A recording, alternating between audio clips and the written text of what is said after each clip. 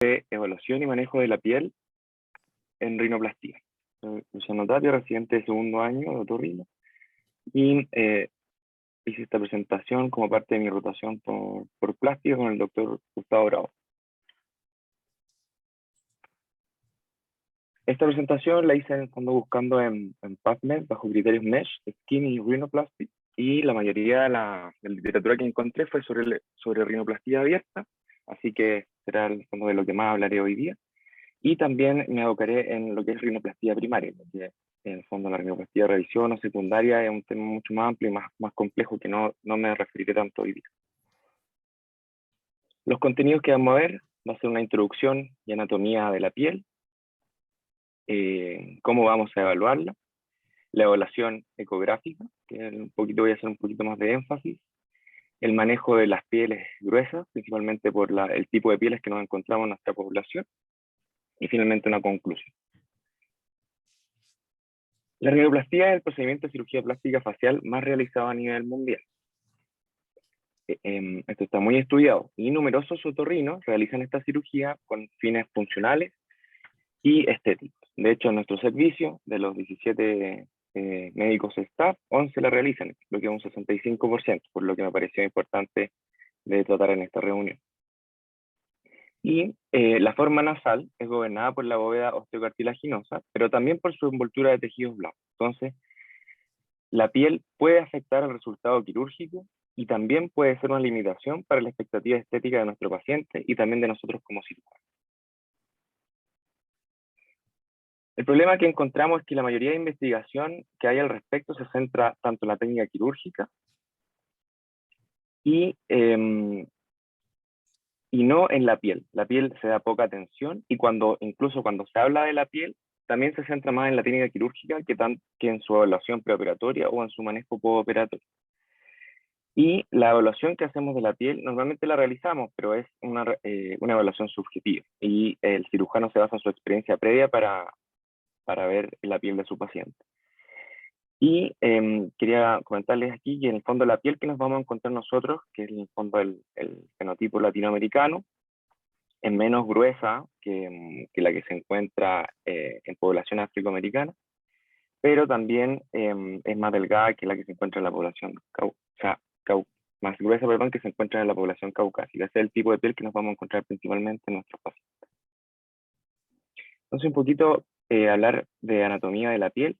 Está la epidermis, que en el fondo cumple una función de barrera y también de renovación, ya que es la que está encargada de la exfoliación. Después está la membrana basal, que ancla la epidermis a la dermis subyacente.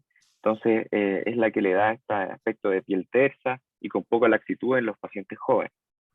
Luego está la dermis propiamente tal, o cutícula, y se divide a su vez en papilar y reticular, pero aquí lo más importante es que esta parte va a contener las glándulas sebáceas. Las glándulas sebáceas van a jugar un importante rol en la piel, ya que determinan el grosor de esto. O sea, en pacientes que tienen más glándulas sebáceas van a tener pieles más gruesas, y viceversa. Pacientes que tienen más glándulas sebáceas van a tener una piel más oleosa, oily, en el fondo en el lenguaje anglosajón, y viceversa, o sea, pacientes con pieles más gruesas van a tener pieles más oleosas y también mayor actividad de las glándulas. Y debajo de la dermis está lo que se conoce comúnmente como tejido subcutáneo, que también está formado por dos capas. Una que es la hipodermis o fase superficial, que es tejido en el fondo graso, y bajo la fascia profunda, que en la cara se llama SMAS, y de hecho en la nariz se llama nasal SMAS. Son características propias de ese lugar. Importante recalcar que en la parte más superficial de la hipodermis corre el plexo subdérmico, que es por donde van los vasos nutricios de la dermis. Hablar un poco del grosor de piel. El grosor de la piel varía a lo largo de la nariz. La parte más gruesa está en el radix, luego se va adelgazando en el rinion y se va engrosando hacia la punta, siendo la parte más gruesa el supratip o suprapunta. Después en la columela se vuelve un poquito más delgado. Como dije anteriormente, hay una relación muy importante entre el grosor de la piel y las glándulas sebáceas, tanto en cantidad ya que la parte con más glándulas sebáceas es la parte más gruesa, la del supratis, y también en la actividad. O sea, a lo largo de la vida de un paciente van a haber momentos de mayor actividad de glándulas sebáceas, como lo es la adolescencia. Entonces, el grosor de la piel puede estar dado por una dermis gruesa, por hiperactividad de las glándulas sebáceas, como sería en un paciente adolescente o con tendencia al acné, o por el tejido subcutáneo grueso, como se ve también en este caso.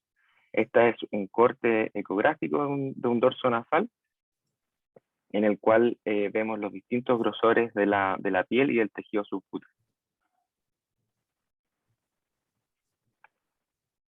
Entonces, aparte del grosor de la piel, también vamos a evaluar a nuestro paciente si es que la piel está enferma, ¿ya? Y dentro de las enfermedades que podemos encontrar son, y la que más nos van a importar, son las enfermedades inflamatorias de la piel y de las glándulas sebáceas, dentro de las cuales encontramos la rosácea y el acné.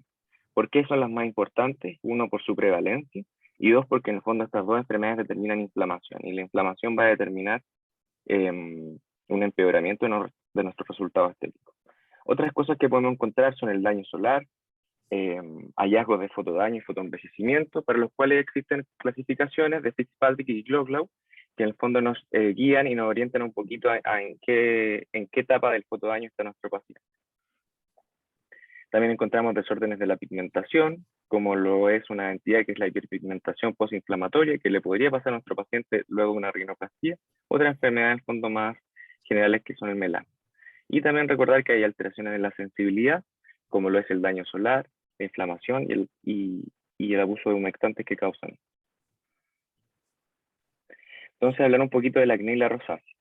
El acné es una alteración en la queratinización folicular y una mayor producción de sebo, y el sebo lleva a mayor inflamación.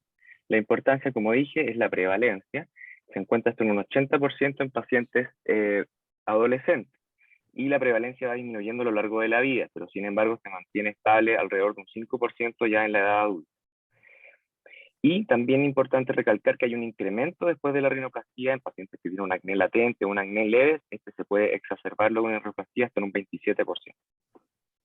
Sobre la rosácea, bueno, esta enfermedad que es una dermatosis facial inflamatoria crónica que tiene periodos de exacerbación y remisión con algunos factores que lo exacerban.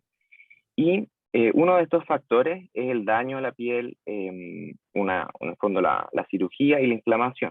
Entonces existe esta entidad que se llama rosácea post-rinoplastia, que está descrita desde el año 2017, en la cual vamos a encontrar en nuestro paciente una piel gruesa y esponjosa, sin forma, como se ve en el fondo en esta imagen, y una historia de rosácea latente y una historia, en el fondo, un antecedente de rinoplastia o múltiples rinoplastías.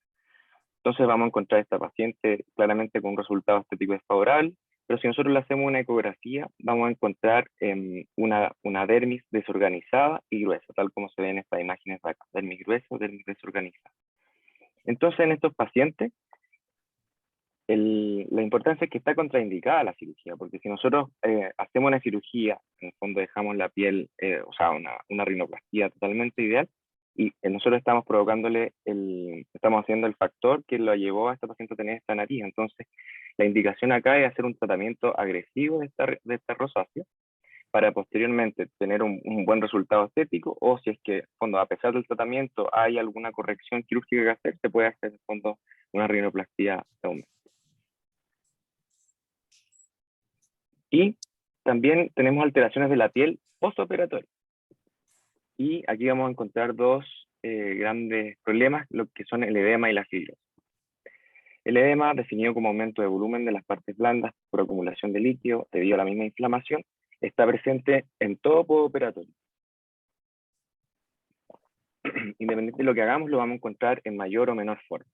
Hay factores modificantes, como lo son el tiempo quirúrgico, la disección que hacemos, si es más prolija, más superficial o más profunda, el tipo de injertos, el tipo de sutura. Sin embargo, a pesar de todo esto que en fondo el cirujano podría controlar, igual nos vamos a encontrar con edema a veces de forma azarosa. Y muy importante el edema, dentro del edema, nuevamente la piel gruesa y la piel oleosa van a ser el principal factor predisponente a formar edema. Y sobre la fibrosis, La fibrosis se define como ocupación de espacios muertos por tejido fibrótico y su posterior expansión. Al final, en el fondo, es una cicatrización excesiva o una cicatrización, en el fondo, una mala cicatrización, que no nos gusta. Su frecuencia es bastante alta, oscila alrededor del 9% después de una rinoplastia primaria. Y es la deformidad estética más frecuente en cirugías de revisión, hasta un 62%. ¿Dónde la vamos a encontrar?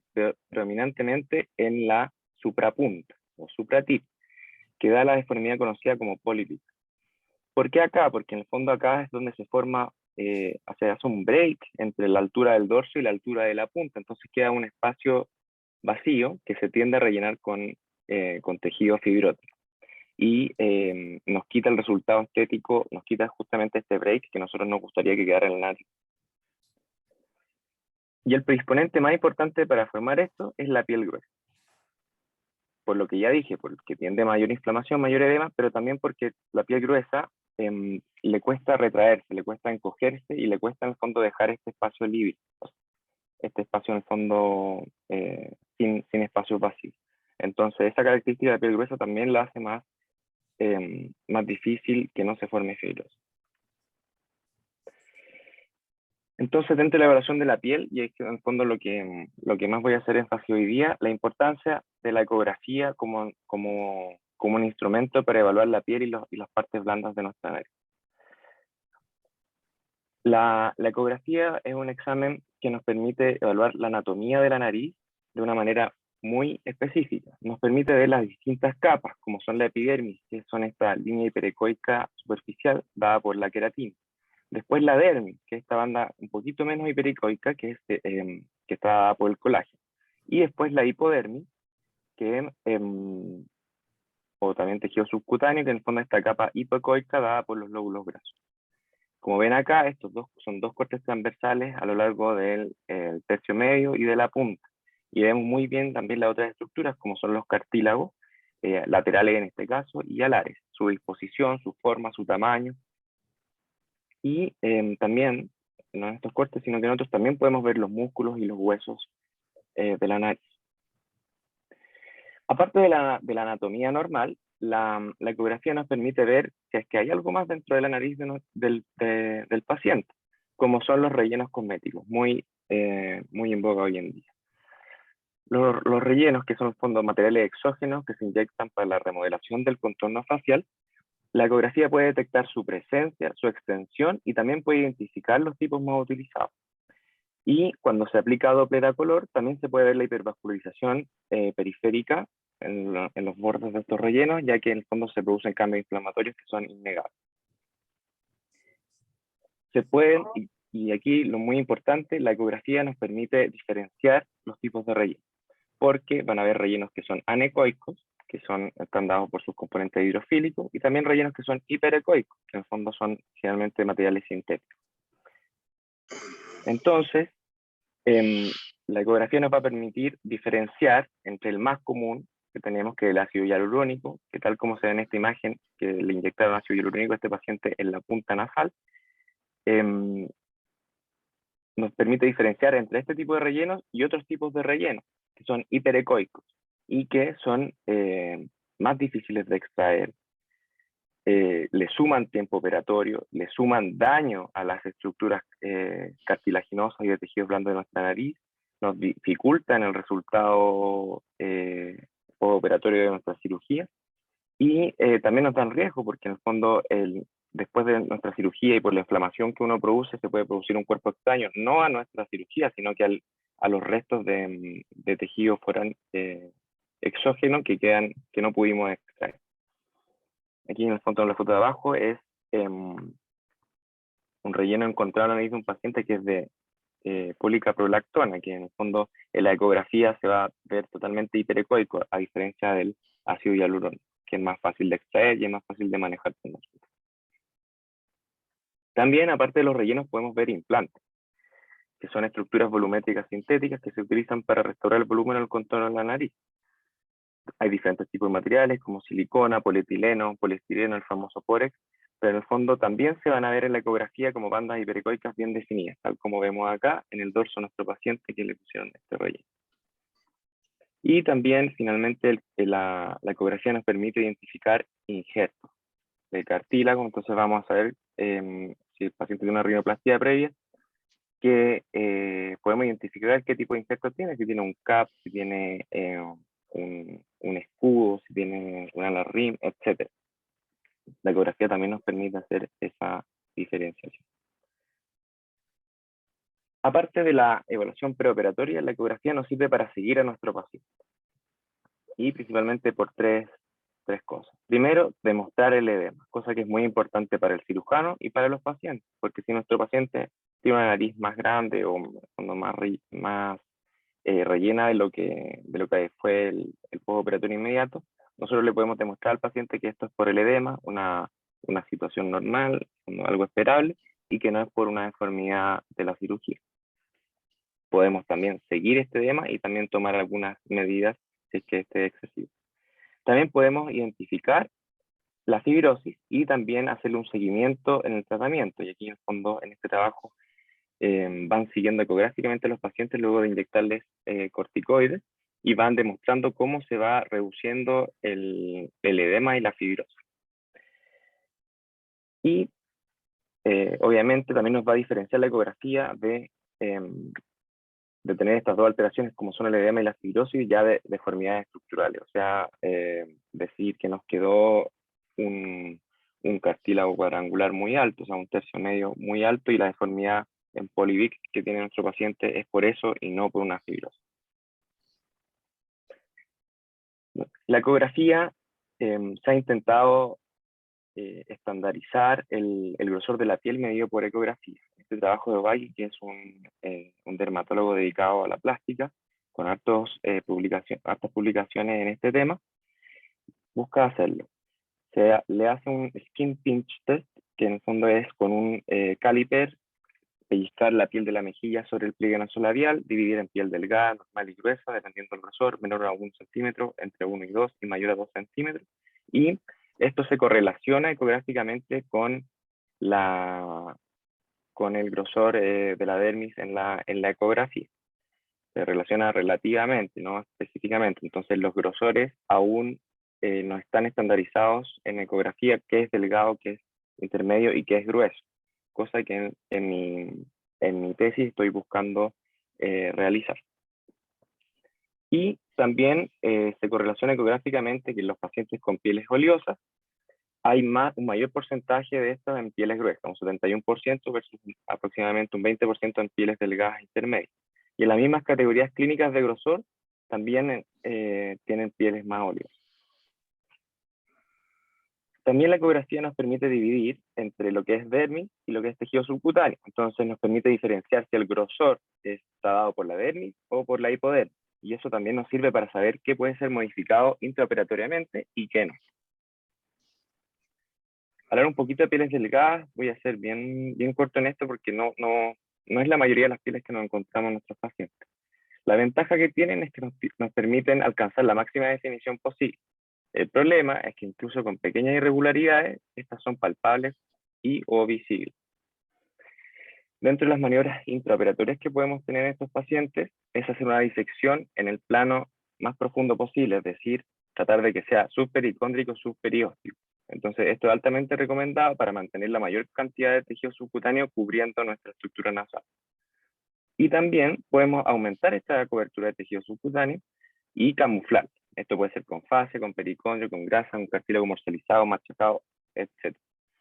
De hecho, en este trabajo, que es uno de los pocos RCT que hay en cirugía plástica facial, o sea, en rinoplastia, comparan distintos tipos de camuflaje, como son el cartílago molido, la inyección con grasa y la fascia temporal, versus no hacer ningún tipo de camuflaje, esto en pieles delgadas, dado por la misma clasificación de Ovalle que mencioné anteriormente.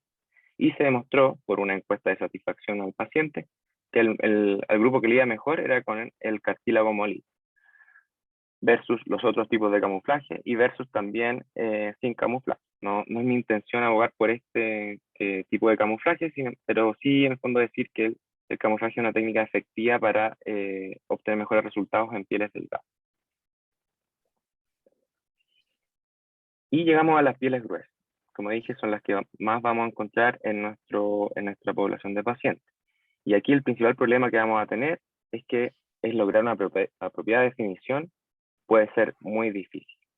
A menudo estos pacientes presentan pieles oleosas y, como dije, el grosor puede ser dependiente de la dermis, de una hiperactividad sebácea o de un tejido subcutáneo grueso, o todas las anteriores. Y aquí el desde, el más de nuestra cirugía, va a ser crear una estructura cartilaginosa firme y rígida para sostener la piel gruesa y pesada que va a haber encima, y así dar mayor definición y una estructura nasal más definida. Quizás aquí vamos a intentar sobrecorregir que corregir. Varios autores dicen que en el fondo es preferible una nariz gruesa, o sea, grande y definida, que una nariz pequeña y bulbosa. Entonces vamos a empezar la evaluación de estos pacientes con pieles gruesas. Podemos dividir, según toda la evaluación previa que he mencionado, podemos dividir nuestros pacientes en 3 tipos, en tipo 1, 2 y 3. Esto es en fondo una clasificación más dermatológica, pero voy a explicar por qué es importante. El tipo 1 va a ser pieles gruesas, pero con elasticidad conservada, sin oleosidad, sin acné, sin rosácea. O sea, pieles sanas, pero gruesas. Tipo 2, pieles gruesas, con poca elasticidad, con oleosidad, con acné leve o moderado, poros abiertos. Y a los tipos 3, que son pieles gruesas sin elasticidad, con oleosidad presente y con acné o rosácea ya moderada o severa y poros abiertos. Y lo importante de esto es que dermatológicamente el dermatólogo, no nosotros, va a hacer un tratamiento muy diferenciado a estos pacientes. Puede aplicar distintas maniobras para mejorar la piel y tener una piel más sana de estos pacientes. Entonces los tipo 1 se va a hacer una terapia de limpieza o cleansing con ácido salicílico en los tipo 1, pero en los tipos 2 y 3 va a hacerlo con peróxido de benzoil. Va también a hacer maniobras de control de la producción de sebo. En los tipos 1 y 2 va a ser exfoliación mecánica, química, va a ocupar ácido alfa hidroxílico, va a ocupar retinoides tópicos que hay distintos tipos, ácido retinoico o retinol que se ocupa más para mantención, y antioxidantes tópicos. Sin embargo, en los tipos 3 va a tender más a usar isotretinoína oral. Y en todos los pacientes van a haber medidas generales también que podemos realizar o el dermatólogo puede indicar, hacer cambio en dieta, por una dieta antiinflamatoria, especialmente en pacientes que tienden al acné, la protección a los rayos ultravioleta, evitar la exposición al sol, el calor y el ejercicio extenuante, y pacientes que, aparte de esta clasificación, tengan daño a la textura de la piel, se pueden aplicar otros procedimientos como son peelings con ácido tricloroacético o con láser de CO2. Entonces, estos tratamientos dermatológicos se aconsejan al menos 4 a 6 semanas previas de nuestra cirugía. Se detienen 5 a 7 días antes de la cirugía por algunos efectos proinflamatorios de algunos de estos fármacos y se reinicia posteriormente 10 a 15 días de la cirugía. Y se mantienen hasta 6 meses postoperatorios y luego se les puede igual seguir con una fase de mantención. En pacientes seleccionados, como dije anteriormente, los tipo 3 o los que tienen hiperplasia de glándulas sebáceas, tienen rosácea, acné moderado severo, acné quístico, aquí el dermatólogo les va a indicar esta isotretinoína, que se indica en dosis bajas en este caso, ¿ya? De 10 a 20 miligramos, en un tratamiento ya de acné se da en dosis de 1 miligramo por kilo, o sea, reciben 60-80 miligramos los pacientes al día.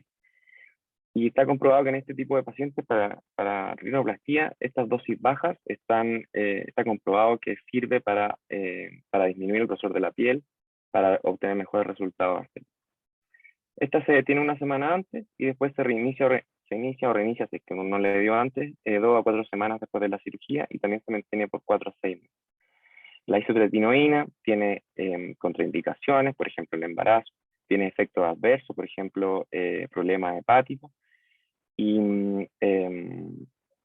reacción cruzada con otras drogas. Entonces, aquí la indicación es que si ustedes creen que el paciente tiene indicaciones de medicamento, es que lo deje el dermatólogo, no nosotros, obviamente. Y llegamos finalmente, después de la evaluación preoperatoria, a lo que son técnicas quirúrgicas. Nuevamente, no es mi intención abogar por ninguna de estas, sino que mostrarles algunas de las cosas que se hacen en el mundo para pelear contra la piel grasa.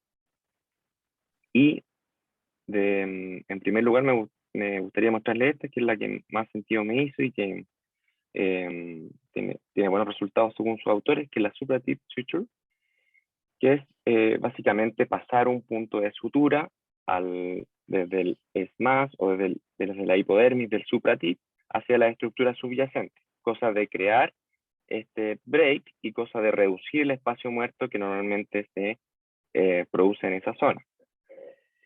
Se pone un pincho, o sea, primero se cierra la piel, se puede pasar incluso un punto de prueba, y ahí, luego de eso se pasa el pincho para saber bien y para tener con exactitud el punto de la piel donde queremos pasar en la sutura. Esto es importante porque si uno pasa este punto en la zona que no debe, quedamos. Entonces aquí pasaron el punto al tejido subcutáneo y los dos cabos que quedan los pasan con un trocar a través del espacio entre la pleura medial y el tabique. Aquí lo pasan con un trocar. Sin embargo, hemos probado esta técnica últimamente con el doctor Olavarría y pasar el Vicryl 5.0 que aconsejan en este paper que son de Stuttgart, es un poco difícil. Entonces lo que hacemos nosotros es pasarlo con una lanceta y hemos tenido buenos resultados inmediatos. El postoperatorio tardío aún no lo evaluamos. Entonces cerramos la piel, incluso podemos de nuevo pasar un puntito a la incisión de la piel y ahí luego anudamos el Vicryl con la tensión que nosotros le queramos dar. Y aquí vamos a ver cómo queda el break de la suprapunta antes y después de la maniobra del supratip suture.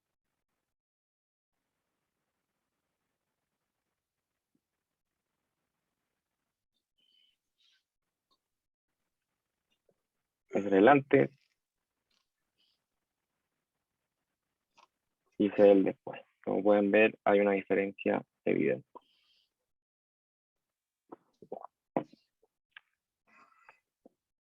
Luego, y esto es solo anecdótico, de los mismos autores del paper anterior, hay maniobras más exageradas, más agresivas, como son estas supratip excision, que le hacen una incisión a la piel del supratip, sacando todo el exceso de piel y tejido subcutáneo.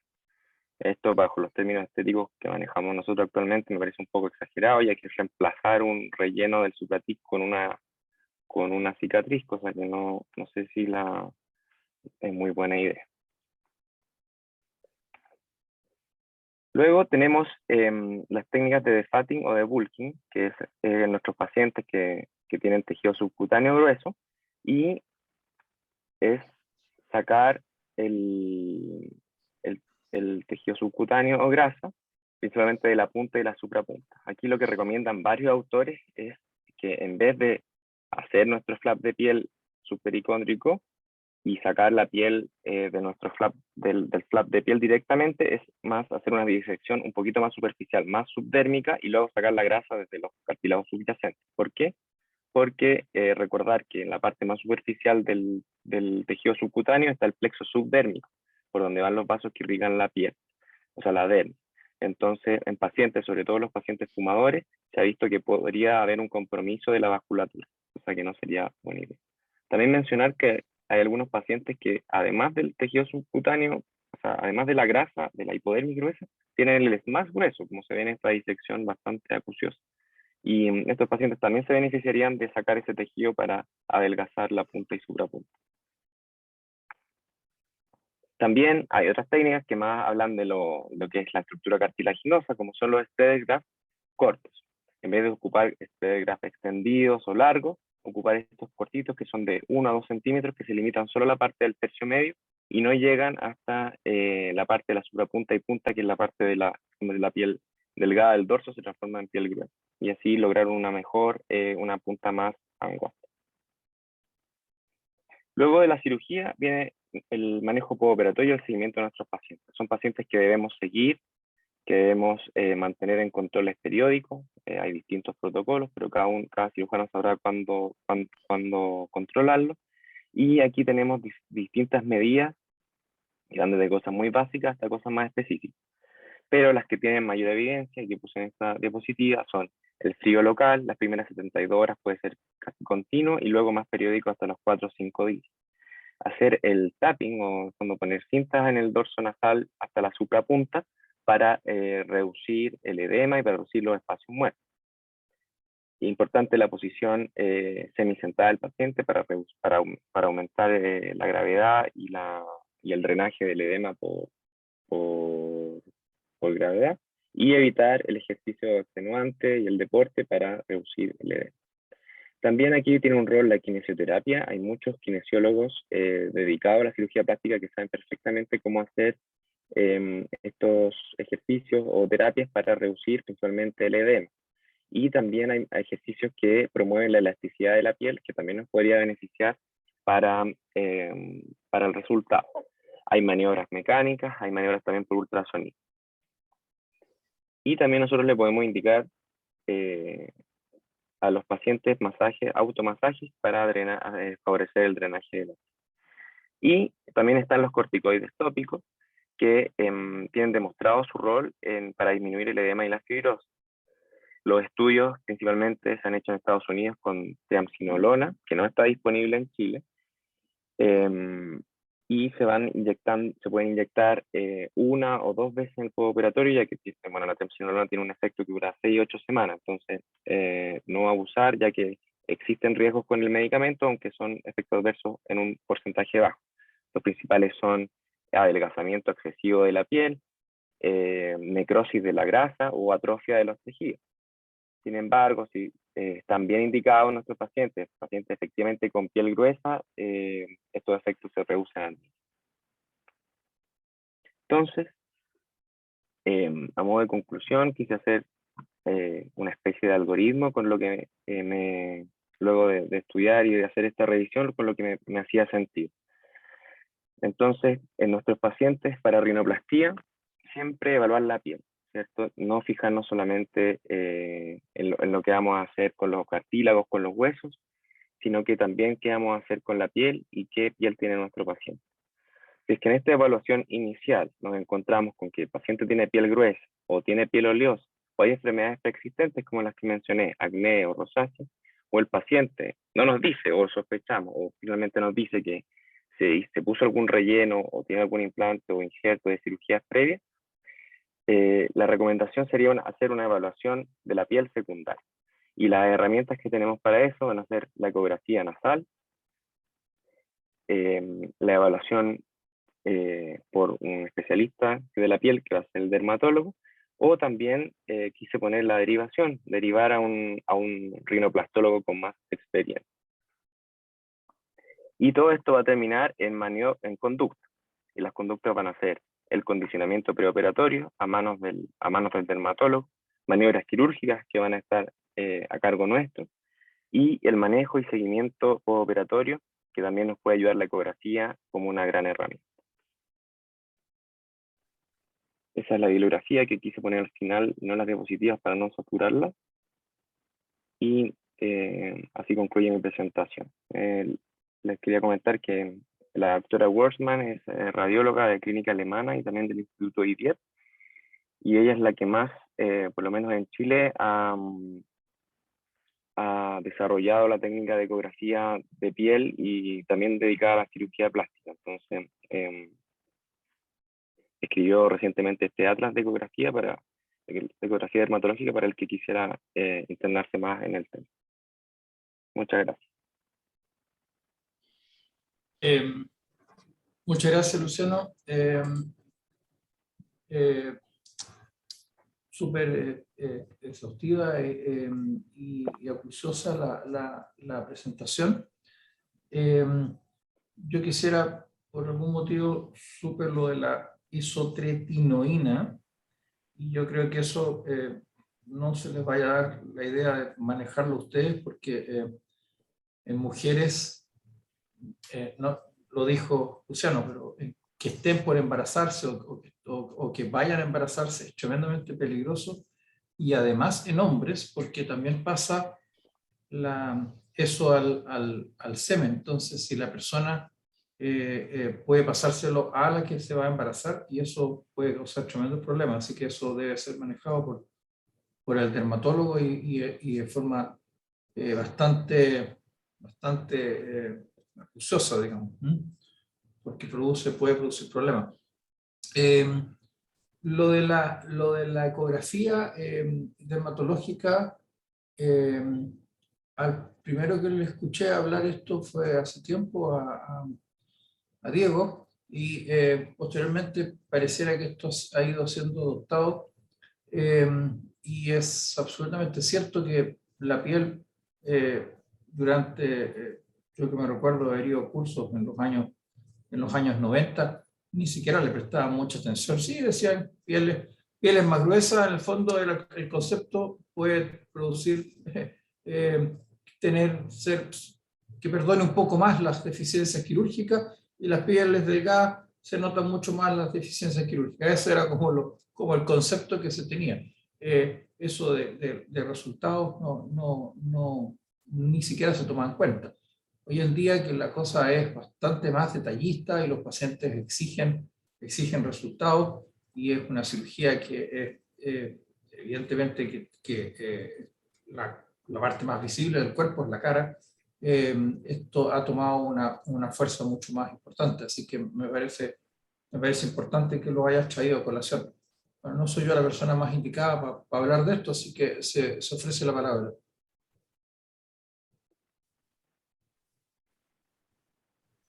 No sé si Felipe o Gustavo, que probablemente los que pudieran aportar primero algo aquí. Hola Doc, no sé si Hola. Gustavo está por ahí. Sí, Gustavo también está ahí.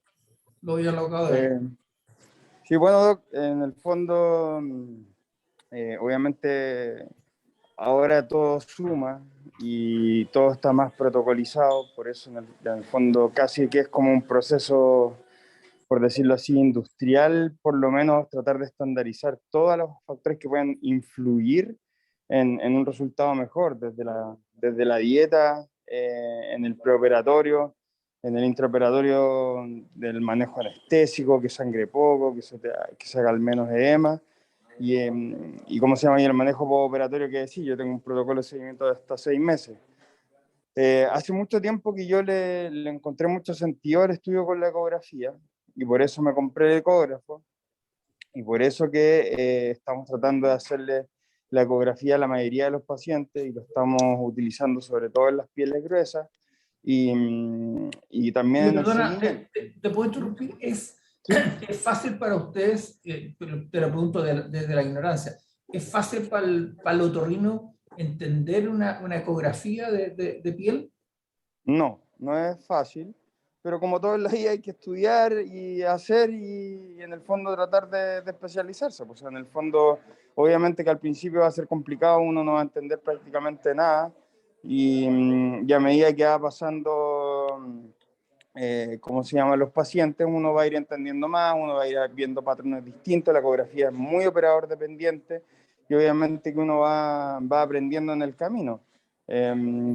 Y cómo se llama, mientras más hacemos, mejor. Pues. Entonces, en ese sentido ya casi tenemos, el ecógrafo ya tiene casi un año, un poquito más de un año diría yo, y la verdad de las cosas es que es una herramienta que nos ha servido bastante, incluso para hacer las funciones con corticoides en el postoperatorio, para saber exactamente dónde está la fibrosis, ya que como mostró Luciano, en el fondo es súper importante hacer la diferenciación en el patrón de edema generalizado versus cuando ya se está produciendo fibrosis propiamente tal, que en el fondo se ve un patrón mucho más desorganizado, y en ese sentido cuando hay fibrosis sobre todo grande, o cuando están asociados a puntos que se utilizan en las maniobras quirúrgicas, uno puede funcionar directamente bajo visión ecográfica. Perfecto. ¿Terminaste o se te fue la onda? Pareciera que No, si aquí estoy, lo que pasa es que no sé hay otra pregunta en particular. Porque sí, obviamente, yo que la última parte se te en el escuchó. congreso voy a hablar de...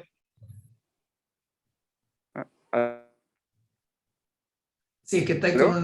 parece que no estás con muy buena señal, por eso te decía. Que, bueno, de todas maneras, en el Congreso yo voy a hablar de como el protocolo de manejo completo del paciente, donde voy a ahondar bastante en la parte ecográfica y manejo postoperatorio de pieles gruesas, porque en la primera parte Ricardo Gracoya va a hablar de las pieles finas y yo voy a hablar de la parte de pieles gruesas, donde el ecógrafo también tiene ¿cómo se llama? Es una herramienta bastante importante desde este último tiempo para mi trabajo. Entonces ahí van a poder ver también, métanse a ver la charla en el Congreso para que conozcan en más detalle. Y también voy a andar bastante más, que es una cosa muy importante que a lo mejor ahí faltó un poquito, en las técnicas quirúrgicas.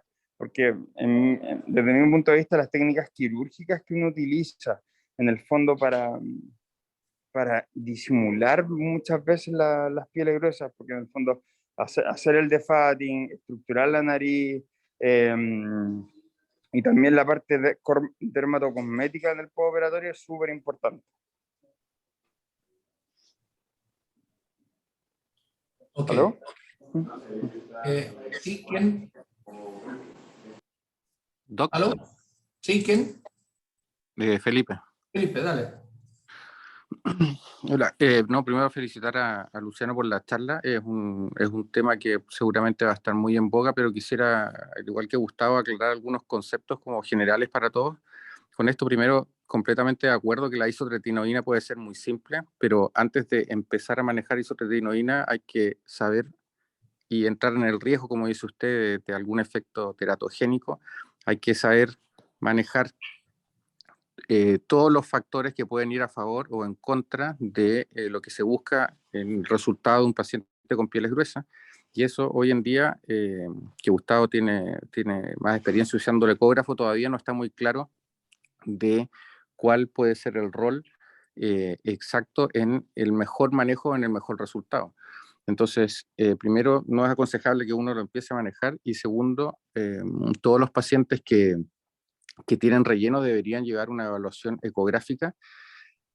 Tercero, los pacientes con relleno deberían considerarse de inmediato como una rino compleja, por la razón de que uno, solo por la experiencia de abrir narices con eso, los ligamentos ya casi no existen y la circulación ya casi no existe. Por lo tanto, una rino primaria con relleno, para muchos colegas, sobre todo internacionalmente, que están en países donde llevan más tiempo con los rellenos que nosotros, ya se considera una rino de alta complejidad, porque tiene la mayoría de los elementos de soporte, los ligamentos ya no existen. Entonces, minimizar la facilidad de una rino primaria con rellenos, si el resultado no queda óptimo, una rino primaria se transforma inmediatamente en una rino terciaria. Y ahí sabemos perfectamente que la fibrosis y los resultados y las expectativas de un paciente son altísimamente mayor, y lo hace más complejo el cirujano que después a realizar. Así que primero, no minimizar la dificultad del resultado de los pacientes con relleno. Otra cosa con respecto a las técnicas quirúrgicas, Luciano comentaba los sprayers cortos. Los sprayers cortos, yo creo que primero la función del sprayer tiene que estar adecuado a la misión principal, que es dar soporte y soportar la válvula. No sacamos nada a una nariz con un supratip definido si el paciente tiene un problema valvular y después lo reintervenimos y más fibrosis y entramos de nuevo en la espiral. Yo creo que el problema no es en el problema de los sprayers cortos, porque los sprayers ensanchan hacia el sentido lateral, no hacia el sentido vertical. Entonces, primero, no transear un quiebre por un problema valvular que después va a ser más complejo de arreglar. Con respecto a la resección de piel, como dijo Luciano, es una manera bastante como burda, como lo dijo él, y también atenta contra el principio de soporte, porque recordemos que el edema en la suprapunta está dado o por los tejidos gruesos o por la falta de soporte. Si la nariz no está estructurada, no sacamos nada con llegar y sacar piel, sin volver sin estructurarla adecuadamente.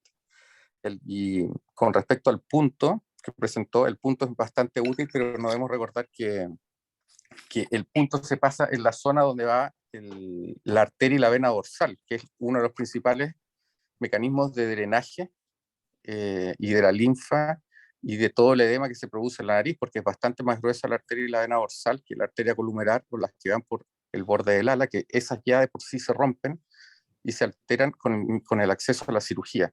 Entonces les ha pasado a muchos colegas que ponen el punto se define bien, y después termina creando más edema y el punto se suelta. Así que ese punto está bastante en controversia porque ya lleva descrito un montón de tiempo y es bastante poco predecible el resultado. Como concepto suena muy bien, pero después a la larga puede producir más edema por cortar la circulación. Y con respecto al defatting, y ahí yo creo que va a ser bastante útil la ecografía futuro, porque como decía Luciano, con la ecografía se puede medir bien cuánto es de grosor de la parte glandular de la piel, que eso se maneja bien con isotretinoína, con los protocolos, cuánto es la dermis y cuánto es el tejido celular subcutáneo. Recordamos que la mayor resistencia y la mayor resistencia a la flexibilidad está en la dermis. La dermis es mucho más rígida que el tejido celular subcutáneo. Entonces, yo creo que el mayor problema está en los pacientes que tienen una dermis gruesa, y esos pacientes va a llegar un límite en que se le va a poder asumir, se le va a poder ofrecer o no un resultado menos definido, por así decirlo. Y en esos pacientes a veces erróneamente se tiende a hacer defatting del SMAS y caemos de nuevo en el círculo de quitar tejido blando y quitar circulación, lo cual de nuevo es contraproducente para el edema. Entonces, los pacientes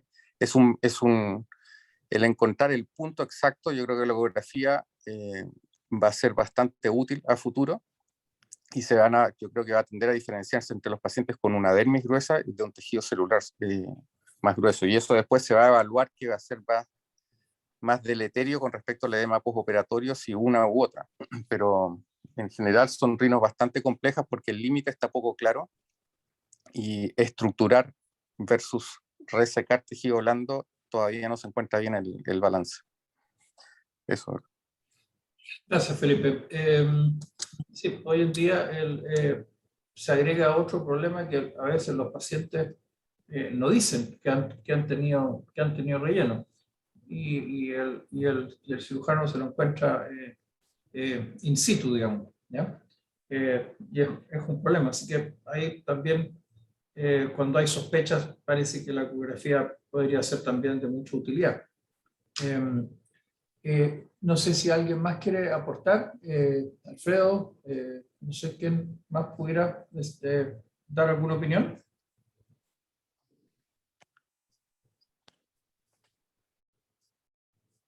¿Aló? ¿Nadie?